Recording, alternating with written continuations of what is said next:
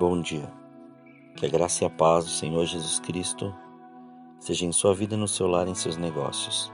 Quero agradecer a Deus por permitir entregarmos nossas primícias a Ele e juntos desfrutarmos de mais um dia dessa palavra que se encontra na primeira carta aos Coríntios, capítulo 4, versículo 2.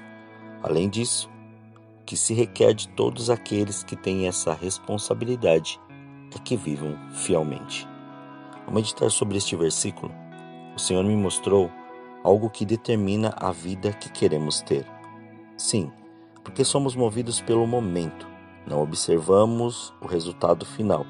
Só queremos que naquela hora nossa necessidade seja suprida, possa ser de que maneira for.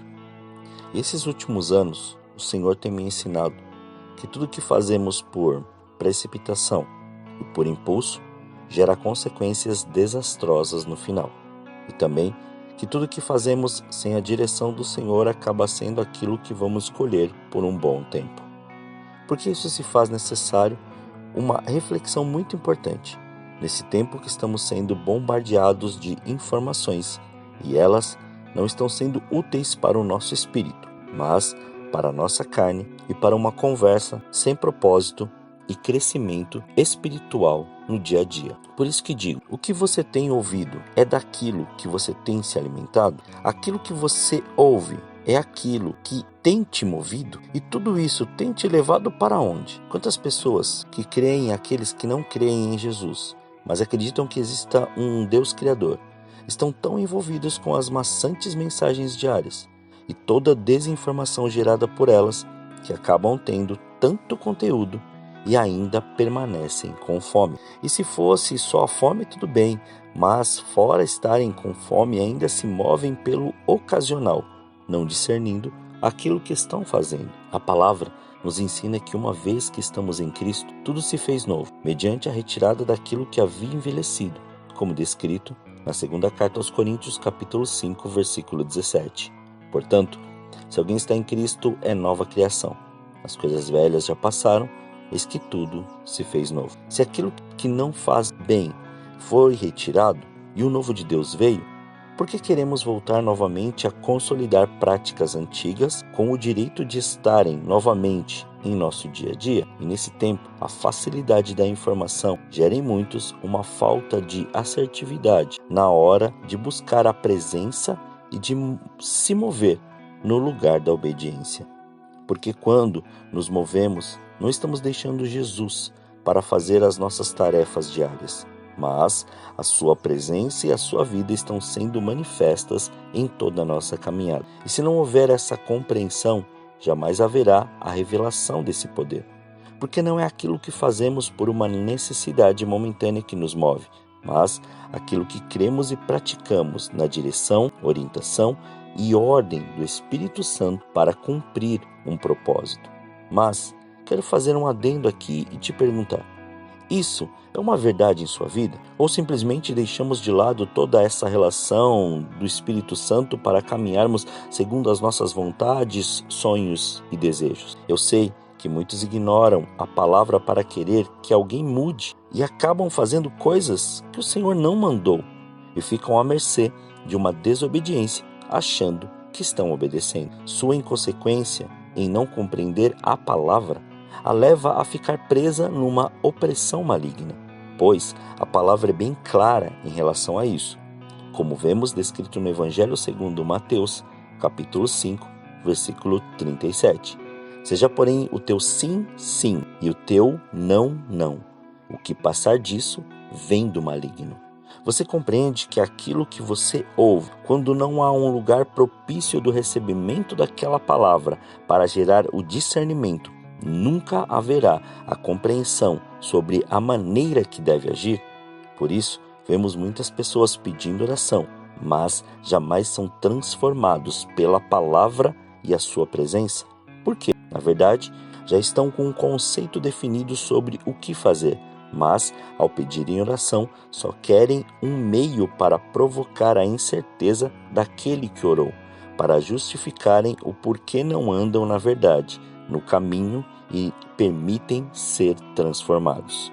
Ouvem muito aquilo que não traz propósito de vida, mas que sempre os levam a ter fome e inconstância em seus passos. Quantas vezes você vê pessoas dizendo que não têm tempo ou ficam presos em seus horários de trabalho ou até mesmo em seus não compromissos agendados? Quantas vezes ouvimos pessoas ingratas dizerem que você não a ajudou ou que vocês não fizeram o suficiente para ajudarem eles naquele problema? Mas vamos pensar, se essa pessoa já age dessa maneira, se submetendo a este tipo de conversa, a resposta já nos foi dada.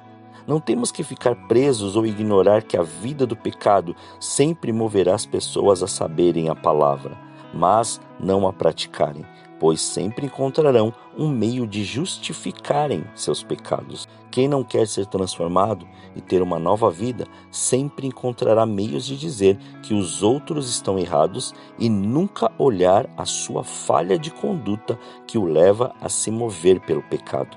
Para concluir, quero que você pare um pouco e pense: estou indo pelo caminho que me conduz à vida eterna ou estou me movendo para a satisfação e realização das minhas vontades e desejos? Se você, por algum momento de muita luta, problema ou dificuldade, parou de meditar na palavra, de ter a revelação dela através do Espírito Santo e não está tendo forças para continuar, esse é o dia de compreender que está tudo em você.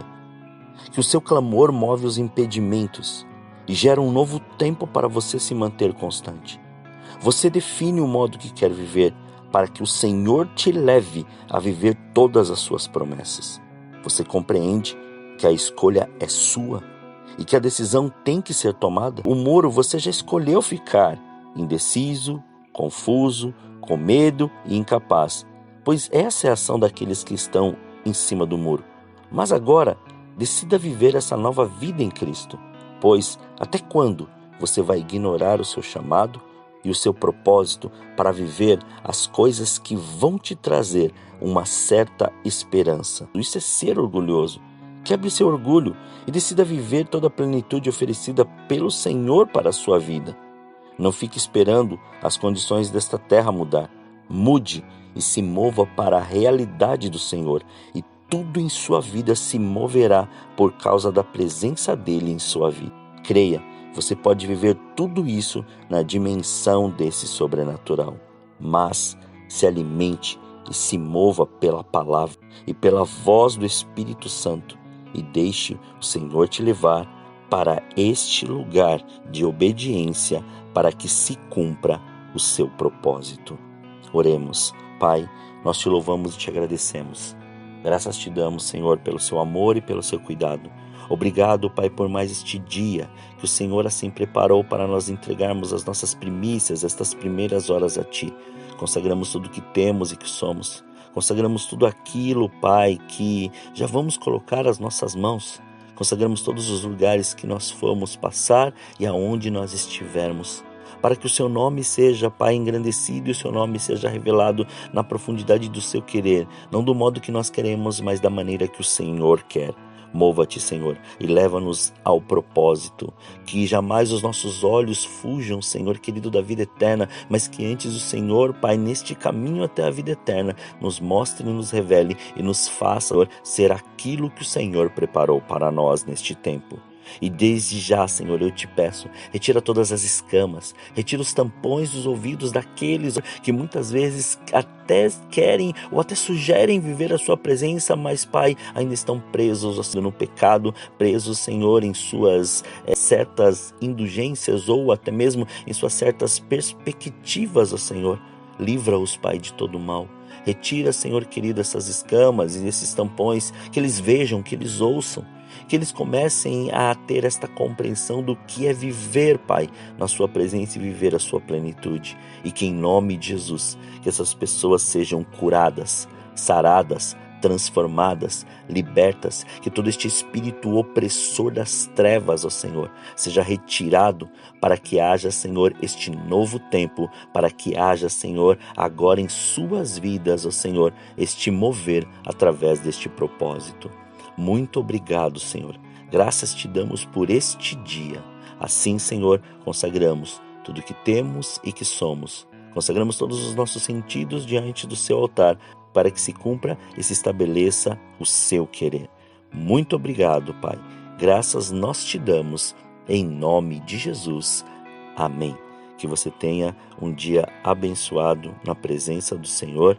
E quem vos fala é o pastor Leandro Araújo, de São Paulo, capital.